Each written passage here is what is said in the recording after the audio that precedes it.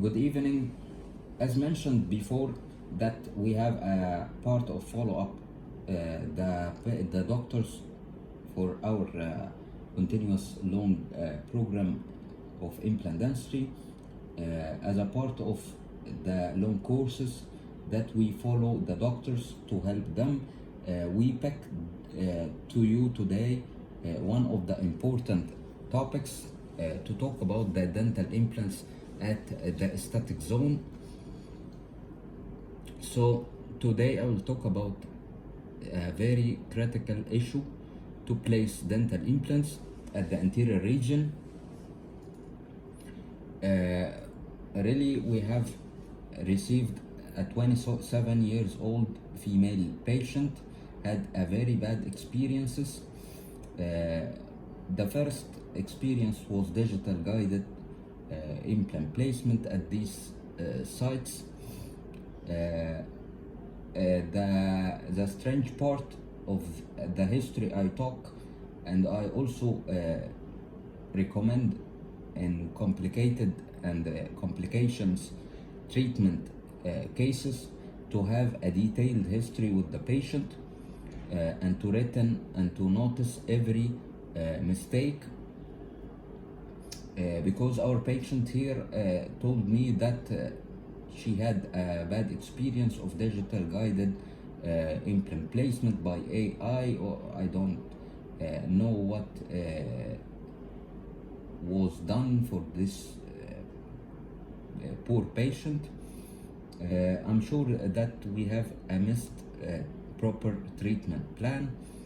The second attempt of implant placement after the first failure was implant placement by freehand technique after removal of failed first trial, then restoration, and resulted in this two centrals with pink porcelain.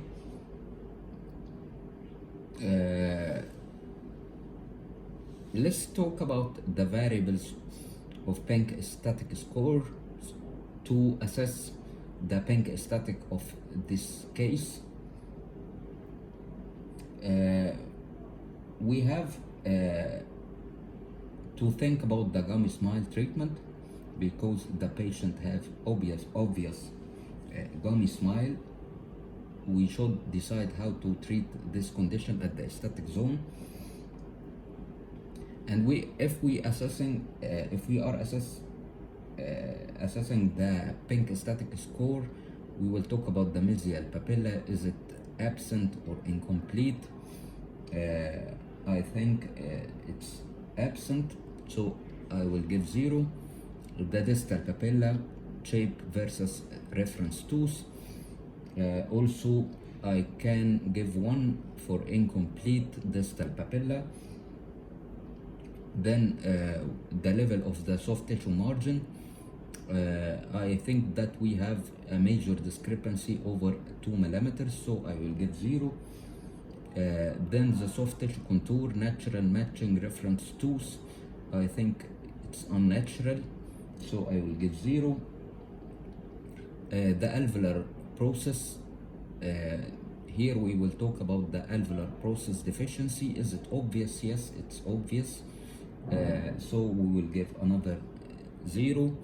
Soft tissue color versus reference tooth, I think that we have an obvious difference regarding the soft tissue color, so I will give another 0. Soft tissue texture versus reference tooth, I think that we have also obvious difference, so we will give 0 of a cumulative 1/14, because as we know that the aesthetics can be measured in a qualitative or quantitative issues, or we can assess the aesthetics in subjective way to say that it's beautiful, it's not beautiful, it's fair beautiful, it's ugly. Here are the subjective way to assess the aesthetics, but to make it objectively, we can use the pink aesthetic scores. Then we can evaluate also in a measurable way the white aesthetic scores.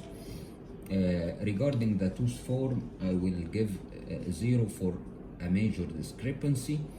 The tooth volume outline also I will give 0 for a major discrepancy. Color, including hue and value, I can give 1 for minor discrepancies. Surface texture, I can give 1 for minor discrepancy. The translucency, I will give also 1 for minor translucency discrepancies. So we can give the doctor for the white aesthetics 3/10. I think that the proper treatment plan should start with periodontal treatment. You can notice the inflammation of the soft tissues, which reflect the oral hygiene maintenance of our patient. I think also the doctor missed the orthodontic treatment, the gummy smile treatment. He missed also to assess properly the mesodistal dimension.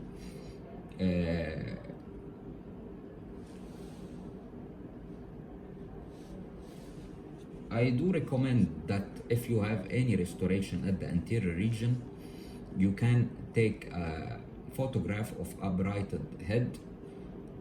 Then you will take a perpendicular photograph and send to the lab if you are not involved in the designing, or if you have an idea about the digital smile design, you can do the digital smile design.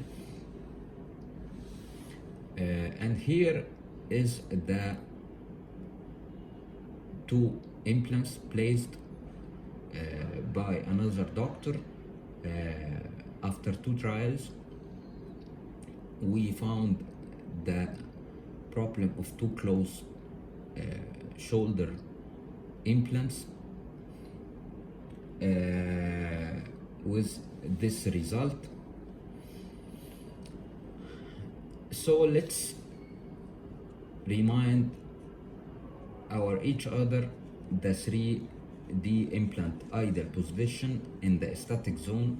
From the buccolingual position, we should place our platform 2 mm surrounded by buccal bone thickness, which was missed at our patient case.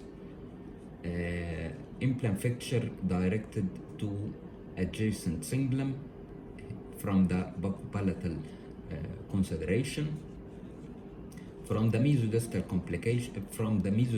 dimension, we should leave 1.5 mm away from the natural tooth structure minimum, and leaving 3 to 4 mm between 2 adjacent implants to ensure interdental papilla cariation and to preserve the interdental or the interfixture bone to avoid their loss and necrosis. And from the apicocoronal direction, we should place our platform 3 to 4 mm apical to the adjacent imaginary line connecting the cemento enamel junctions. So we have the distance of A away from the adjacent natural tooth structure. It should not less than 1.5 mm, could be 2 mm. Also we have the distance of B to place our platforms 2 mm subcrystal in the immediate post extraction, and to place our implant platform 3 mm subcrystal apical to the imaginary line connecting the adjacent cement ornament junction. We have the value of E for interdental bone and interdental papilla cariation.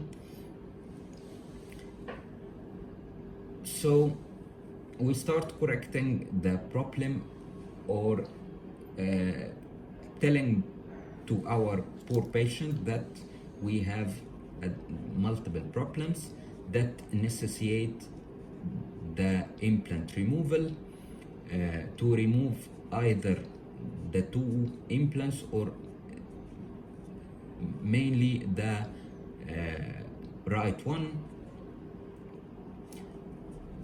But the patient refused and get panicked from the idea of removing the implant because of her previous condition and previous psychological problem and shock by removing her implants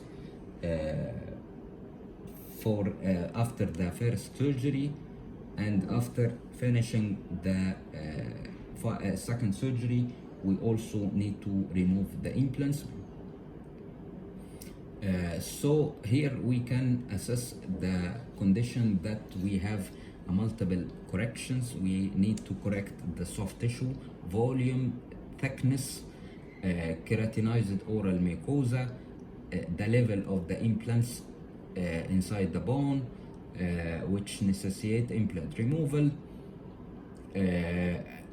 and to create an interdental papilla and to augment the lost bone. So after proper periodontal non-surgical debridement, and our patient also have a poor oral hygiene maintenance protocol, but we started to create a space between the adjacent two implants. Here, after flap raising, we have at the left one exposed 1, 2, 3, 4 threads, and the right one we have 2 to 3 threads exposed. Then we start create an interdental papilla using an innovative technique for building the interdental tissues, fixing or fixed or anchored at the bone with a fixation screws. So we start harvesting an epithelialized connective tissue graft from the palate of the patient, and we de-epithelize the outer epithelium. Then we will start to place the connective tissue or the de-epithelialized connective tissue at the interdental space that we create after removing and correcting the abutment shape and removing all shoulder, and to create a space reaching to 2.5 millimeters between the adjacent implants. Also, we did tunneling of subepithelial connective tissue graft to increase the biotype quality, and we pulled the tissues in a coronal direction at the first time after temporizing the anterior using a PMMA, and here was the result after 12 days after suture removal. We start performing the second surgery to augment the tissues with strong epithelial tissues to build a strong, thick keratinized oral mucosa. So we start harvesting another epithelial graft from the palate of the patient. We placed this soft tissue graft, autogenous graft, fixed or anchored by a fixation suturing technique. Here is the 7 days follow-up of the patient At the start of the second day, we start the revascularization stage. And the end of 7 days, you should notice the retipeg development, and you can notice the redness and the encroachment of the newly formed blood vessels through the connective tissue graft. I can mention the anastomosis here of a newly formed branch of blood vessels.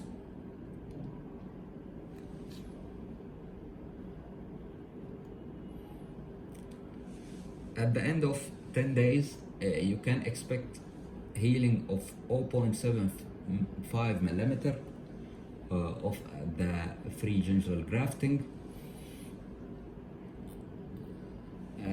After 14 to 17 days, we can think that the graft can do functional integration with the underlying bed.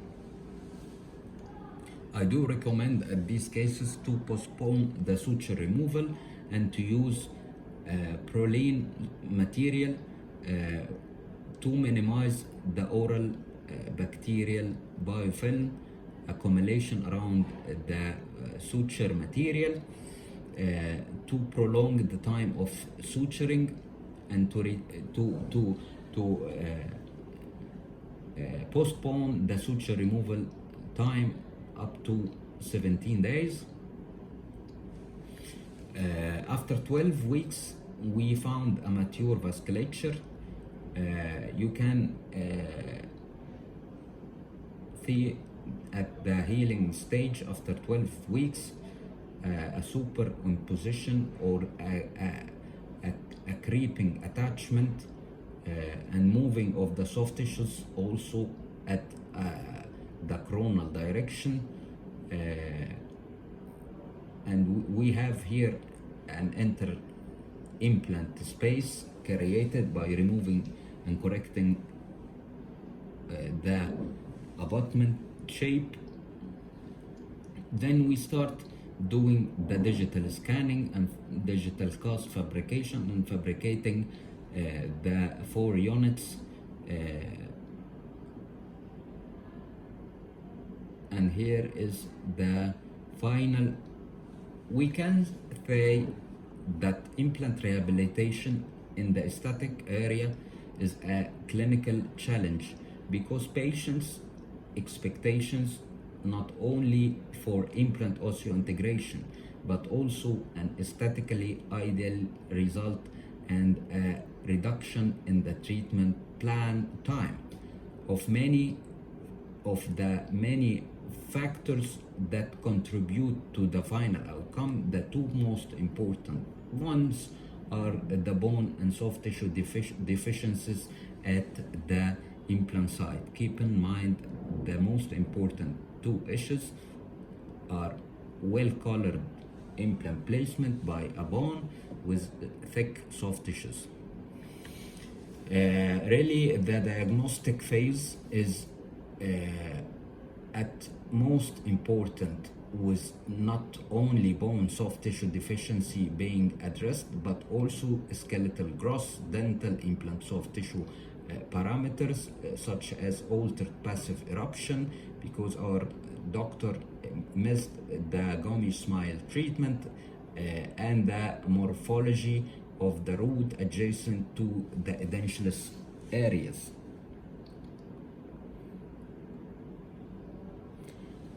The correct position of the fixture should follow widely accepted guidelines, but the abutment morphologist plays a role in the vestibular palatal position of the implant placement.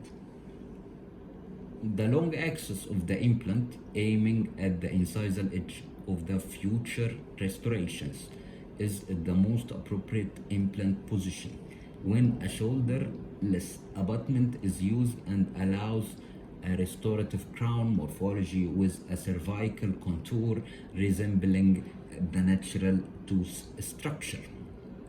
So we can say that the use of shoulderless abutment gives more space for the tissue to grow compared with the traditional abutment with a shoulder finish line. Finally, I do remind you that patient expectations from implant treatment have changes over the years, and the aesthetics play an important role in defining what is now called success of rehabilitation. The two main ones are the bone soft tissue deficiencies at the intended implant size. Many surgical approaches are described in terms of timing of implant placement and management of regenerative procedure. Ensure we have a detailed clinical training programs covering all the parts of and all specialties, and to give the doctors all the skill needed to perform ideal implant placement and prosthesis fabrication and following up. I am always say that there is no elevator to success. You have to take the stairs. If you want to take escalator, you can attend one of the implant courses. Here is my friend Yukija from UK. We have different implant clinical programs, implant training programs, basic implant course, ZM, DM intermediate, the advanced ZM implant course, and the all-inclusive implant course with the me and my the eminent Professor Amr Aran. You can find all details at my website, Dr. Ahmed Mortada. Thank you so much for your listening, and have a great